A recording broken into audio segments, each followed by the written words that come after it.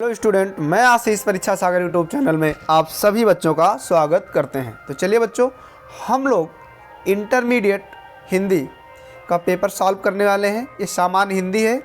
इस पेपर का कोड है 302HH यानी 302HH। ठीक, तो इसमें पहला प्रश्न है, निम्नलिखित में से कौन सी संख्या हिंदी गद्य की प्रारंभिक रचनाओं में गिनी जाती है। आपसे पूछा जा रहा है निम्नलिखित में से कौन सी रचना हिंदी गद्य की प्रारंभिक रचनाओं में गिनी जाती है। तो राइट आंसर होगा, आपका आंसर राइट होगा ऑप्शन नंबर ए, गोरखबानी।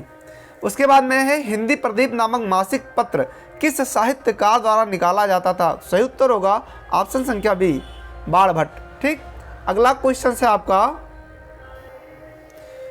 कलम का सिपाही के लेखक हैं। कलम का सिपाही के लेखक हैं, राइट आंसर होगा अमृत राय। ठीक, अगला प्रश्न आपका है, शेखर एक जीवनी रचना की विधा है। तो सही उत्तर होगा उपन्यास। ठीक, क्या होगा, उपन्यास, ऑप्शन संख्या बी।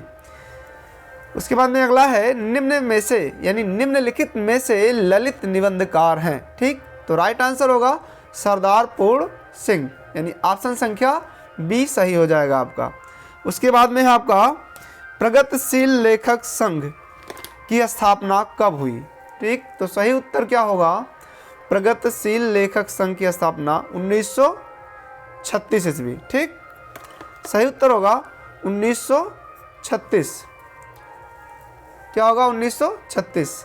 अगला आपका, महादेवी वर्मा की रचना है। सही उत्तर होगा सांध्य गीत। अगला आपका है, अष्टछाप के कवि नहीं हैं। ठीक, तो अष्टछाप में नंददास आ जाते हैं, छेद स्वामी भी आते हैं और सूरदास भी आते हैं। तो सही उत्तर होगा भिखारी दास। उसके बाद में अगला आपका है, तार सप्तक के प्रवर्तक हैं। तो सही उत्तर होगा अज्ञेय जी। ठीक, इनका पूरा नाम बहुत बड़ा है, सुना होगा आपने।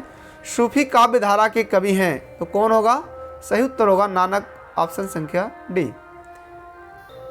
देखिए, ये आपका पेपर है।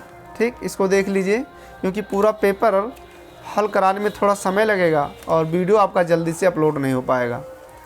तो देख लीजिए, इसको हम आपका पूरा सॉल्व करवा देंगे। ठीक, देखिए पेपर आपका रहा आज का।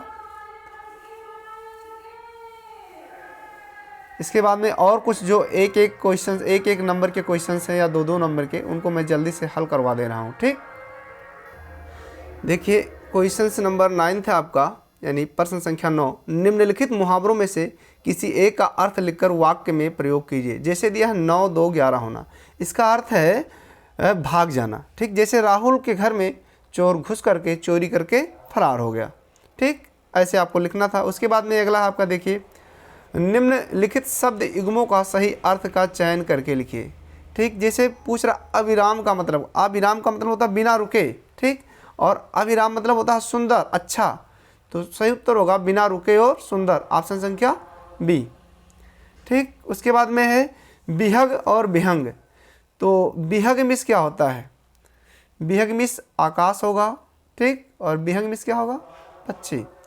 तो राइट आंसर किसी बच्चे का है, सही लगाया गया है। अगला है, निम्नलिखित शब्दों में से किसी एक शब्द के दो अर्थ लिखिए। ठीक, जैसे दिया है कनक, तो कनक का अर्थ है सोना धतूरा, अर्थ मतलब दो दो पर्यायवाची पूछ रहा है, आप किसी का भी दे लीजिए। ठीक, अगला है, निम्नलिखित वाक्यांशों के लिए एक सही शब्द का चयन करके लिखिए। बिना वेतन लिए काम करने वाले को क्या कहते हैं, इसका मतलब ये हुआ। तो क्या कहेंगे, अवैतनिक, यानी वो वेतन नहीं लेता है। प्रिय बोलने वाली, यानी सही उत्तर होगा ऑप्शन संख्या सी, प्रियवंदा।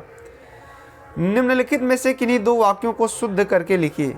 जिस बच्चे के पेपर है, जिस बच्चा का पेपर है, वो क्या किया है, ज़्यादातर सही करके आया है। जैसे देखिए, शिवानी एक विद्वान लेखिका थी। तो यहाँ विदुषी, विद्वान पुरुषों में लगाया जाता है। ठीक, पुल्लिंग में, और स्त्रीलिंग में विदुषी। तो शिवानी एक विदुषी लेखिका थी, ऐसे शुद्ध करके लिखना था आपको।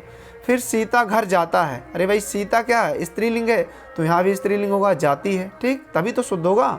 तो ऐसे आपको सही करना था। फिर देखिए अगला क्या है आपका,